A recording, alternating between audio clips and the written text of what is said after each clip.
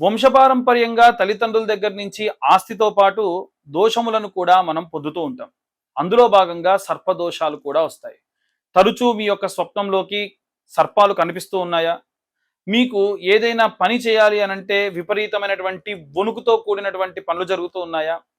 వివాహమైన తర్వాతకి భార్యాభర్తలు సంతానం లేకుండా ఇబ్బంది పడడం కానివ్వండి, వివాహం కోసం పెళ్లి చూపులకు వెళ్ళినటువంటి అబ్బాయి ఎన్నో సంబంధాలు రిజెక్ట్ చేయడం కానివ్వండి, వీటన్నిటికీ కూడా కారణం సర్పదోషం. తెలిసో తెలవకో గత జన్మలో మీరే ఏదైనా సర్ప సంహరణ చేస్తే ఈ జన్మలో మనము సర్ప సంస్కరణ నవనాగ బలి పూజ చేయడం జరుగుతుంది. ఇట్టి కార్యక్రమం ప్రతి నెల కూడా 3వ మంగళవారం నాడు నిర్వహించడం జరుగుతుంది. ఆసక్తి కలవారు ఎవరైనా సరే కింద ఉన్న నెంబర్కు కాంటాక్ట్ చేసి అనంత వాసుకి శేష పద్మనాభంచ కంబలం శంఖపాల ధృతారాష్ట్రం తక్షకం కాళీయం తదా ఈ నవనాగులకి కూడా విశేష సంస్కరణ పూజ నిర్వహించడం జరుగుతుంది. ఆసక్తి కలవారు కింద ఉన్న నెంబర్కు కాంటాక్ట్ చేయండి. సర్వే జనా సుఖినో భవంతు. స్వస్తి.